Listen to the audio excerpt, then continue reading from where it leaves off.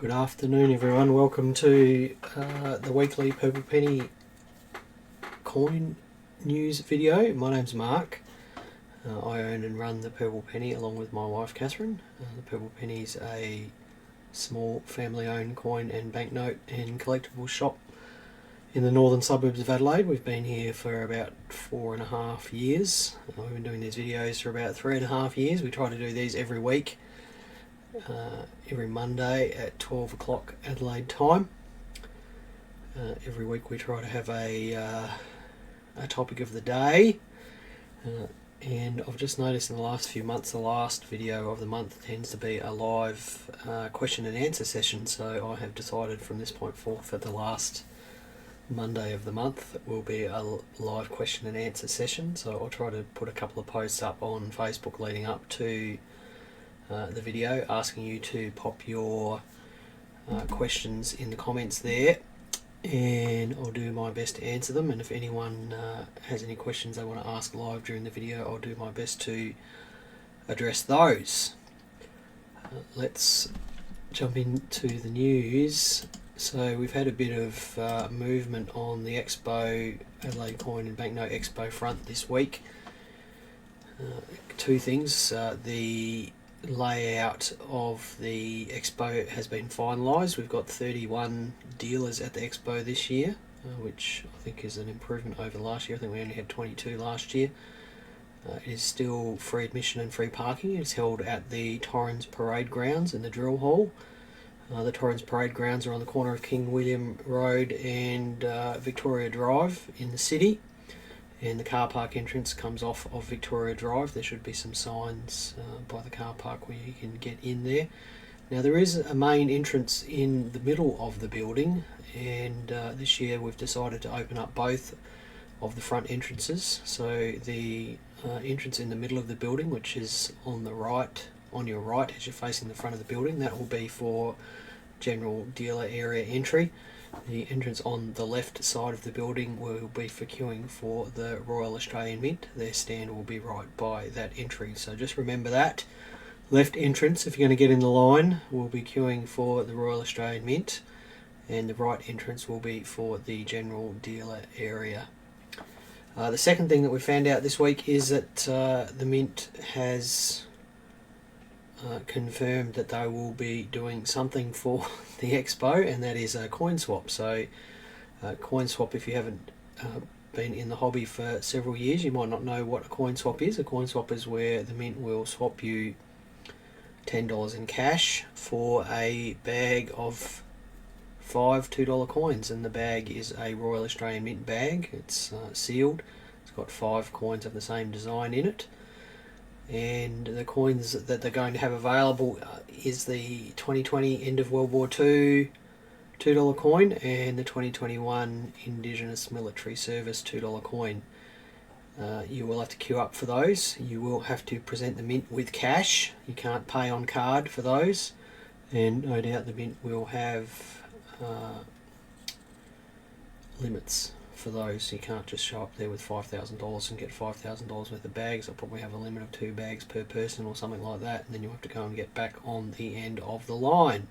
So kudos to the Mint for doing that again. There hasn't been one of those swaps for quite a while, and they are good fun if you've got time to line up.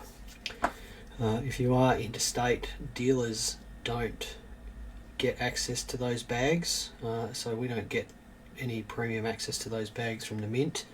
If we want them, we've got to line up in line like everyone else. So if you are wanting them remotely, then you're probably going to have to buy them on the secondary market. No doubt people that line up will have them up on eBay and Facebook groups before you know it.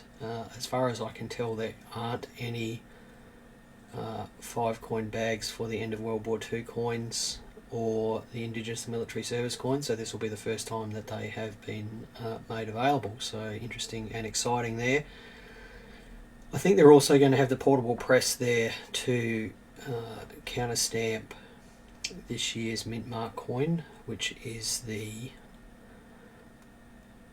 I've forgotten what this year's Mint Mark coin is. If someone could please tell me what this year's Mint Mark dollar coin is. They're going to counter stamp those. I did get told that.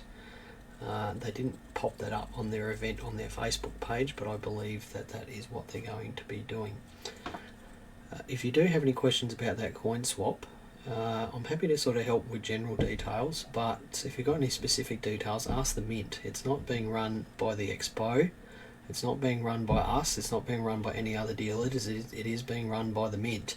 They do have a Facebook event set up for the coin swap on their Facebook page, so if you are interested in getting any more information, do head over to the Royal Australia Mint's Facebook page and ask the questions there.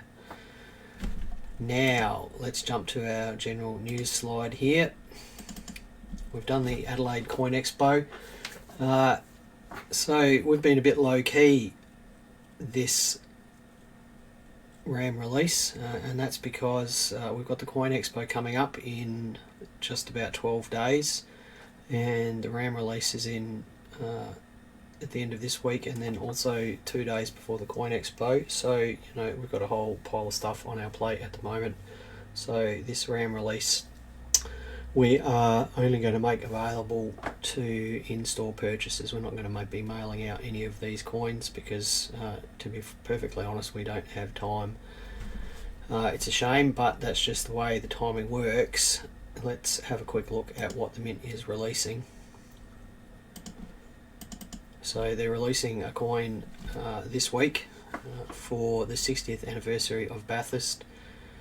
The mintage of that is 40,000 and the price is $15. It's a coloured 50-cent piece, and I'm not exactly sure what I'm allowed to say about it, but it will be available this Thursday. We should have some available for purchase over the counter here in the shop, and as I said, they won't be available online. The second release is next Thursday, the 5th of October, and yes, it's ACDC again, and I think this is the 4th or 5th ACDC release the Mint has done. I guess a little bit different this time. None of the 20-cent box sets, which did so very poorly last time. We've got a coloured 50-cent piece for the 50th anniversary of ACDC. Recommended retail is $15, mintage is 30,000. It's actually not a bad looking coin. And here's something a little bit different. The silver version of that coin has an antiqued finish on it. So slightly different finish there. The Mint doesn't use that finish very often. It's more often used by the Perth Mint, and I was looking for a coin in the shop the other day to try and show someone what it looks like, and we don't have any, so it's not used very often. Mintage of that is 5,000 and recommended retail is $100 again. They are only going to be available for people in store from us. If you do come in here and pick things up in store, you're welcome to put your name down for any of those things, and we'll do our best to look after you. Now we'll just jump back over here because there's a couple of questions here. Wendy says the Mint marked dollar is the creatures of the deep. So thank you for that, Wendy. I believe the Mint will have their portable press at the Expo, and they'll be countermarking those creatures of the deep dollar coins, but don't take that as gospel. And Paul says, are the RAM only offering $2 coins at this coin swap? As far as I'm aware, Paul, that is correct, just $2 coins, but if you want to ask them directly, just pop over to their Facebook page and ask them. Now I'll just say some hellos because I've neglected to do so. Hello Greg, Paul, Patrick, Michelle, Alex, Carolyn, John, Brett, Mike, Tina, Gwen, sorry, they just jumped there, David, Wendy, Tanya, Justin, Ray, John, and everyone else. If I've missed you, I do apologise for that. Peter and Richie, hello, I've just seen you there too. Right, back to the news here.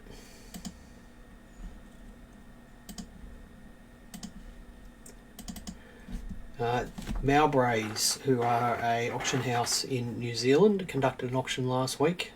We've been and visited Mowbrays premises several years ago, and their David Galt, who runs Mowbray Auctions, has visited us here in Australia a few times. Anyway, they held an auction last week, and they had a mule in the auction that I've not seen before. What's a mule? A mule is a coin that is struck by dies that are not intended to be used together, if you've been around Australian coin collecting for a while, you would know about the year 2000 $1.10 mule. But what sold at the auction last week in New Zealand is significant for a few reasons. And we'll just pop up a picture of it. It's a Canadian.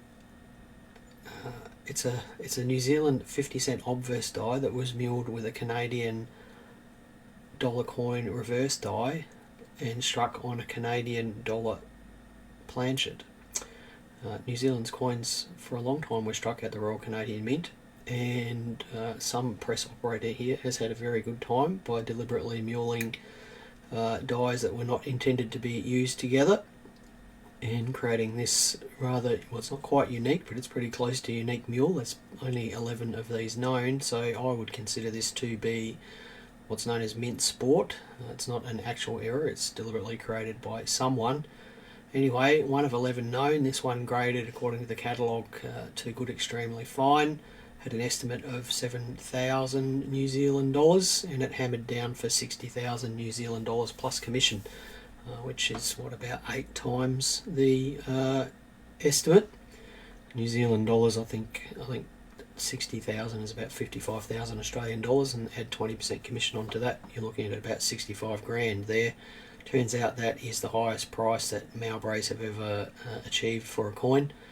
And if you wanted to go and have a look at their catalogue, you can see there's a bunch of stuff that has achieved really good prices. Now, this is a great mule. It's one that I would love to own, but I'm certainly not going to spend $60,000 on it. And it's pretty remarkable, and as I said, not one that I've heard of before. So well done to Mowbrays for achieving that.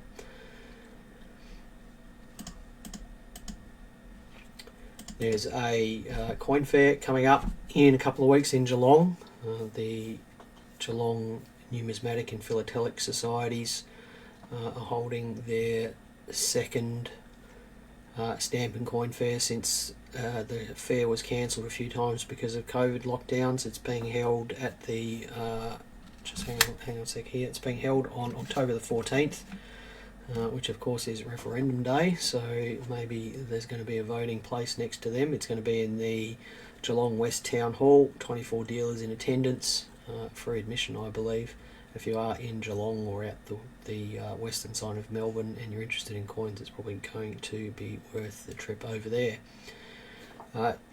You might remember the AFL coin tubes and folders that were released a few months ago. Well, the silver and bronze proof sets were announced today by Australia Post and the Royal Australian Mint. They're 18 coin proof sets, so one coin for each team. They don't include the AFL and AFLW coins that the tubes did. Now, the mintage of those is 500 for each type, so they were struck in aluminium, bronze and in fine silver. Aluminium bronze was released for $390 and the silver set for $1,200. They were available through the Mint shop in Canberra or via Australia Post online, or I suspect individual Australia Post stores. They were not offered to us, so we didn't have a chance to purchase those. So if you are looking for those sets, please do feel free to try and grab one through the Mint or Australia Post online or via your local Australia Post shop. Sorry, there's some comments there. Oh, hello Stephen, how are you? Now, interesting coin designs announced by the US Mint today, or just a couple of days ago. What they're calling their greatest generation coin program, and in America at least, the generation of men and women who fought in World War II, they're often referred to as the greatest generation. So the US Mint's announced a 3-coin greatest generation coin program. It's going to be a silver coin, a gold coin, and then what they call clad, which is copper nickel on a copper core, $half. So there's going to be a gold $5 coin, a silver dollar coin, and then clad 50-cent coins. And the clad coins are going to be struck in circulation and proof standards. No pricing announced yet, but quite a nice looking design, and it is in recognition of the 20th anniversary of the dedication of the National World War II Memorial in Washington DC. Interestingly, all the coins are going to be struck at different mints. So the gold coins are going to be struck at the West Point Mint. West Point, of course, being the location of the US Military Academy, the Army Military Academy there.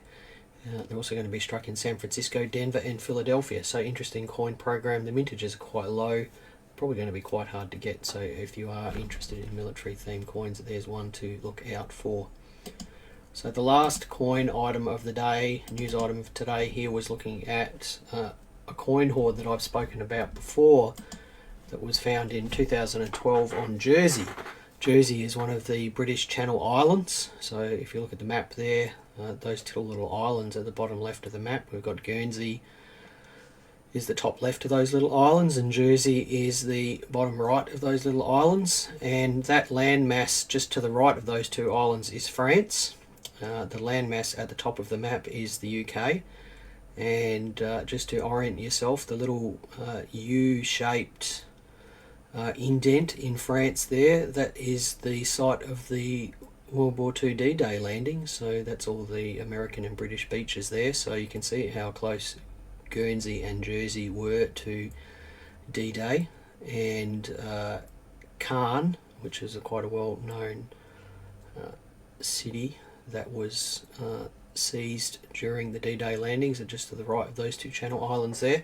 So that should orient you as to where those islands are. But in 2012, the Le Cotillion hoard was found on the eastern side of Jersey by two metal detectorists, and that contained 69,347 coins. Not a bad little find.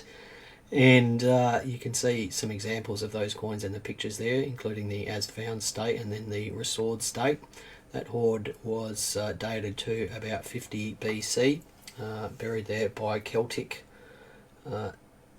residents of the island, possibly buried due to the Roman legionaries being nearby, because it was around about that time that Caesar, Julius Caesar, who you've probably heard of, was completing his conquest of Gaul, or France as it's known now, and was considering an invasion of the British Isles.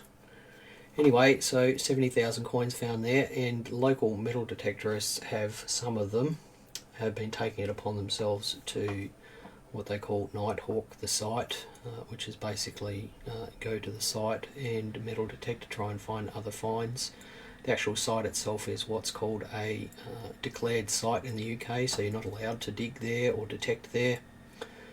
So in an attempt to determine what damage they're causing, the local historical society is going to conduct a survey of that site and try and find what else is there to be found and peg out the site so that local detectorists know clearly that they can't be there. I've just noticed a fabulous typo in my slide there, sorry about that. Apparently other significant sites in the UK, they actually put security cameras and things like that, but the Jersey Heritage Society seems to think if they just tell metal detectorists to stay away that they will. So perhaps there's a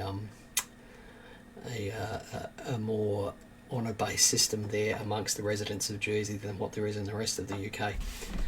Now, that was it for news today. Stephen says, for those who are unaware, West Point Military Academy is located in New York. Thanks, Stephen, for that. That's it for the news for today. So I thought what we'd do is we would jump to the questions. Now, thank you to the people who took the time to post questions on the comments of some Facebook posts I put up today. And we've got 4 questions to cover today. So the first one was, what is the evaluation for an average 1927 Parliament Florin? Parliament Florin. So let's just pop up a slide showing you what a Parliament Florin looks like. The Parliament Florins were issued in 1927 to commemorate the opening of Parliament House in Canberra, which is now, of course, Old Parliament House. And there were 2 million of these minted. It was the first commemorative coin issued in Australia. It has probably what I think is the best looking design on a pre-decimal coin. The reverse there showing Parliament House and crossed maces, and the date 1927 incuse into a raised dome. It is a beautiful coin, and despite the reasonably low mintage, because 2 million is a reasonably low mintage for a florin, we see them all the time. Why do we see so many of them? Because it was a commemorative coin and it was put aside by lots of people. Exactly the same reason as we see a lot of Captain Cook 50-cent pieces and Commonwealth Games 50-cent pieces. People did put them to one side. There still are a lot of them around. Now, as a consequence of that, the average valuation that we would give for a Parliament florin in this shop would be $16, and that's because that's what an average circulated Parliament florin sells for. It's got about $12 worth of silver in it, and there's a little bit of a premium above that. In fact, every now and again, if you look on our website, you'll see a bag of these available, a bag of 50 for about $700 or so. So they don't have a lot of value above their silver value. When they do start being worth more than that is in what I would call a grade of extremely fine or better. And if you're not sure what extremely fine is, come into the shop here and I'll show you an extremely fine Parliament florin. We sell those in here for about $40 or $50. The catalogue here, I'm looking at a Renix catalogue here, values an EF coin at $50. It values an almost uncirculated coin at $100, an uncirculated coin at $200, and a choice uncirculated coin at $425. Now, for us at least, we would never try to sell a choice uncirculated coin unless it was graded by PCGS, simply because you wouldn't get the money for it if it wasn't graded by PCGS, and we get anywhere from sort of $240 to $300 for a MS64 Parliament florin. For a raw uncirculated Parliament florin we might get $150, and really to get choice uncirculated money, which is $425, you need to get one at MS65. So I think that covers the values of Parliament florins fairly well. We usually have a selection of them here in the shop, so if you are interested in seeing different grades of Parliament florins, I do invite you to come in here to the shop and have a look, and Catherine and I will take the time to show you those coins so you get an idea of the difference in quality and why one coin fetches more than another, and why most of them are only worth about $15. So that's the Parliament florin. Next question we got asked was, do we see any difference in sealing save flips or not? Save flips are one of two types of coin holders that we sell here in the shop. They're made from PET. They're made in the USA. We import them from the USA. They settle in packs of 50. I think they're about $20 for a pack of 50. They are an archival type coin holder, and that just means that generally the plastic that they're made from will not interact with whatever's put in them to change the condition of whatever's put in them. Now, I'll share with you, in our own collections we generally don't seal them, and that's because we just like to get the items out. But here in the shop, at least for lower value coins, we do heat seal them into half a safe flip. We cut the safe flips in half so we can get a coin in each side. Does it make a difference? Well, it certainly stops other contaminants getting into the coin itself. But of course, if there's already something reactive on the surface of the coin, just sealing it into the safe flip isn't going to stop that reaction from happening. So coins can and do tone if they're still in safe flips, and that's because there's something on the surface of the coin. But I guess in an ideal world, if the surface of the coin is not active and whatever's on it has been neutralized, and you sealed it into a safe flip, then I guess in theory that would be safer than the same coin put into a folded safe flip. But that being said, in our collection we put everything into folded safe flips and then into archival coin pages, polypropylene coin pages, and then polypropylene coin albums, and then they go into reasonably temperature stable storage conditions and moisture controlled storage conditions, so that ideally the coins come out of the safe flips the same way that they went in. And you know, Catherine and I have been doing this long enough now that we've had coins in safe flips for over 10 years, and I can't think of one that's changed in that time. So I feel like safe flips are the best solution for storage of coins, other than the next subject, which is keeping coins in original packaging. This is a good question from I can't remember who you are, but whoever asked the question about keeping coins in original packaging. Well, should you keep coins in original packaging? And I think we're really talking about mint product here. So this is stuff from the Perth Mint and the US Mint and the Royal Australian Mint. Should you keep stuff in original packaging? In almost every case, the answer to that is yes. And why is that? Because usually the packaging itself is stable, so it's not going to affect the coin itself. It is protective, so it will stop the coin from being damaged mechanically and stop people touching it with their greasy fingers, which you don't want, or coughing on it, or whatever it happens to be. And the final reason, and this is one that a lot of people don't think about, is that when it comes time to get rid of your coin collection, and it's something that comes to all of us at some time, our coin collection gets disposed of, whether it be by us or by our relatives. If you were to try to sell coins out of their original packaging, they are not going to sell for as much as in their original packaging. And if I was to take that one step further, coins that are in damaged original packaging will not sell for as much as coins that are in better condition original packaging. So, you know, I'll just share with you the humdrum of running a coin shop here. We have to be careful about what we sell online, because, you know, most of what we sell online is second-hand, and we like to ensure that our second-hand stuff has certain quality about it, so that if Catherine takes the time to mail it to the other side of the country, that the person doesn't get it and go, well, you know, that's a bit crap because it hasn't been looked after properly, and then wants to send it back. So if something comes in here and the packaging is damaged, we won't pay for it as much for it as we will for something that's in pristine packaging. Now I will show you some examples here, and I don't know if Catherine's noticed that I've stolen this out of her box out the front yet, but I did. So here we've got a Mint Mark $2, sorry, it's a Mint Mark $2 C Mint Mark in the original cardboard packaging. We've left that in the plastic caplet there, and then Catherine has put the whole bit of cardboard into an archival polythene bag.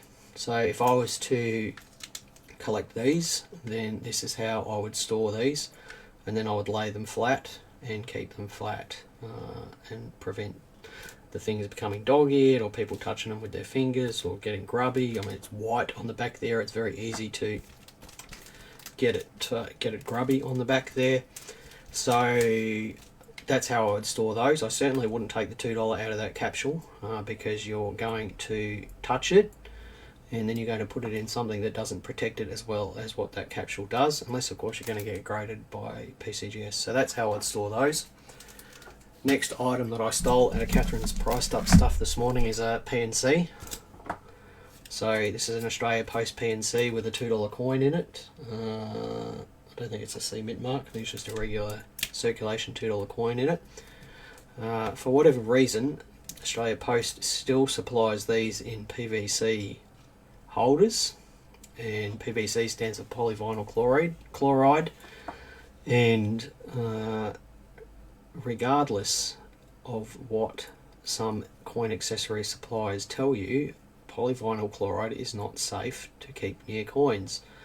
Polyvinyl chloride is a hard plastic, and to make it soft and pliable and usable, they add softness to it, and the PVC itself and the softeners will gas out, and that can leave a residue on your coins, and if combined with moisture from the atmosphere, it can actually attack the surface of the coins. So don't use PVC storage products, or leave mint products that are in PVC packaging in the PVC. So what we do is we take the PNCs out of the PVC packets that they come in, and then we put them in these polythene bags that Catherine has sourced. These are PNC size. These are available in the shop if you're after these. And we put them in those. Now, if you want to keep the original PVC packaging, which I must admit I've done with some of my stuff, what I do is I put a little label on here with a number and say that the PVC packaging is kept somewhere else, and then I put the same label and the same number on the PVC packaging that's kept somewhere else, so that when I do decide to get rid of those things, I can get rid of the two items together. Similarly, $5 coins, yay, lovely Anzac $5 coins. So this one here is something that is ready for sale here in the shop. Catherine has taken the PVC bag that this one is still in and tossed it in the bin where it belongs, and replaced it with a polythene bag which is archival safe and is not going to affect the coin. So that's the times where you don't leave things in original packaging. I mean, I will relate some stories to you here.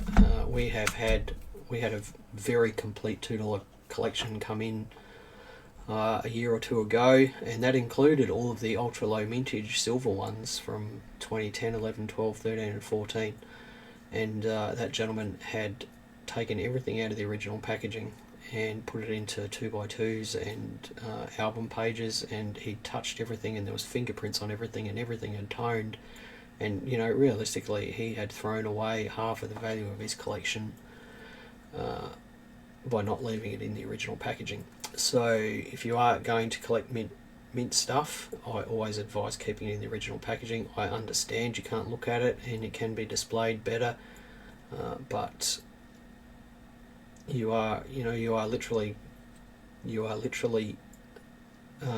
burning money every time you touch it or look at it or breathe on it if you've taken it out of the original packaging.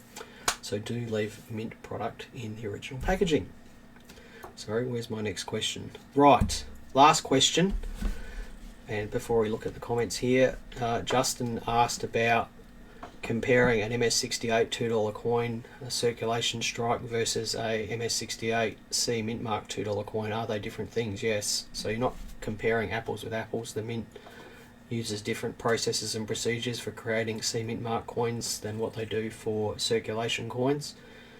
And you know, what does that mean? It means that high-grade circulation coins are often a lot more difficult to find than high-grade C mint mark coins.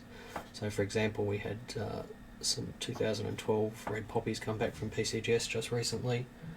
Hang on, what's Catherine doing? Catherine's coming to share something with me. What's that? Oh, okay, thank you.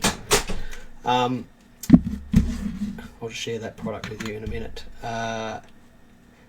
And we had the C mint mark 2012 red poppies came back in MS68 and MS69, and the X-roll examples, we got some MS67s, and I can tell you that we had quite a few people chasing the uncirculated MS67s because they are remarkably difficult to find.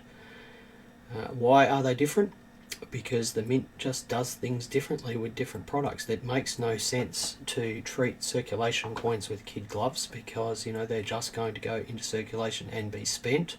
So the mint doesn't add cost there if they can get away with it. Whereas with packaged products like these, you know, they do that differently. It's a different product and the quality of the coins is different.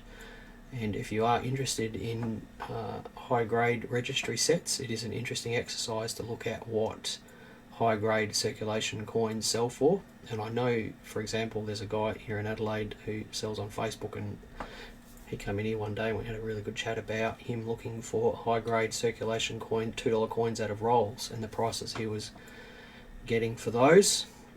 It is a real skill and a real art to look for high-grade circulation coins. Right, I'll just jump back to the PVC things before we answer the questions that are in the comments there. Catherine has dropped in this capsule here, so you can see this is a plastic capsule and it's got an insert there, a little foam insert, and you pull out the different size rings to put the different size coin in there. Now, you don't know where this has come from. I know that there are people that import these by the thousands from China. You don't know what the capsule is made from, and you don't know what the little foam insert is made from. And we have had coins come in these that have toned inside those capsules. So these are not necessarily archival safe. So what are you looking for these? If it was me, I would never put a coin in a capsule with those little foam inserts. And I would never put a coin in a capsule if I didn't know what brand of capsule it is. So, you know, we sell Lighthouse capsules here. They seem to be fine. They would be the only capsules I use. Now here's a bit of mint packaging that you would take the coins out of. And if you know anything about early Australian mint sets, you would know they come in PVC wallets. Ugh, so sticky. This is a Japanese mint set, and it's in a PVC wallet. And that PVC, you can probably see how green, the green tinge that's on those coins. So that PVC has degraded over time with heat and moisture, and has put green crap on the coins, and is no doubt etching away at those coins. And if you listen to this folder as I open it, it is actually stuck together, and it makes a gross sticky noise when you pull it apart. And I've got it on my fingers now. I'm going to have to wash my fingers to get it off. So, you know, there are reasons not to leave things in original packaging, and PVC packaging is what some of you want to get out of your collection. So thank you to the 4 people who asked those questions. It is much appreciated when you ask questions, and if you do have any other questions, feel free to ask them and I'll try to answer them at a later date. Now, there were some questions here in comments that I will address. Hello Philip, how are you? Stephen says, if a coin sent to PCGS is returned ungraded but classified as cleaned, would they grade the coin if you return it and purchase the restoration option? Extremely unlikely, because once a coin is cleaned, it's cleaned. Usually, let me rephrase that. Once a coin is improperly cleaned, it is improperly cleaned and cannot be recovered, and that's because you have affected the surfaces of the coin. You've damaged the metal, and that metal cannot be recovered. What the restoration services are useful for, in my opinion, is correctly removing spots, correctly removing lacquer and things like that. But once I hope the person next door can find whatever it is that they're looking for in the drawers, because I've just opened every single one and slammed every single one. They're still going. So once a coin is improperly cleaned, once it's been polished and the metal surface has been affected or scratched, or the top layer has been removed with acid dip, or hairlines have been added to it with a silver cloth, that is not recoverable. That cannot be restored, and PCGS would tell you that it cannot be restored. So if you get a coin coming back to you that is improperly cleaned, then don't send it back for restoration. If you get an expensive coin coming back to you that says PVC residue, that would be worthy of sending back for a restoration. Often for high value coins, PCGS may suggest that the restoration option is viable for you. Catherine does do a brilliant job of packaging, and I will tell her that. J Pop says she has a gold poppy that came back graded as cleaned. Very common for those gold poppies to come back as cleaned, and from what I understand, many of those gold poppies have come out of a credit card sized holder that was produced by a dealer here in Australia, and apparently, well, you know, a lot of them look like they've been given a wipe over with a silver cloth or something before they were put into those credit card size holders. James says he uses freezer bags, sometimes cut down. That's a good tip, James. Anything that is food safe, so polythene or polyethylene, and think polypropylene, I think that's food safe will generally be okay to store your coins in, but don't use a used freezer bag that had something else in it, of course, so don't do that. Wendy says, this is what I love about buying from the Purple Penny, is the archival slips, which is brilliant. Thank you. Yes, we always try to send things out in packaging that it's safe to keep them in longer term. So that's it. Thank you everyone for watching today. It was a long one today. Thank you everyone for asking questions and making comments. As you know, I do enjoy doing these videos, and it's the feedback from you that makes them fun.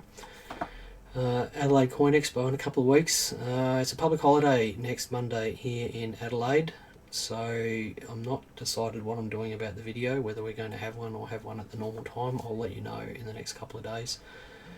And that's it. Happy. Jay says, what is the best method for removing glue from the 2012 carded poppy? I'm not going to give you any advice on that, because it is a difficult subject, and I don't want to provide half-cocked advice and then had someone ruin their poppy.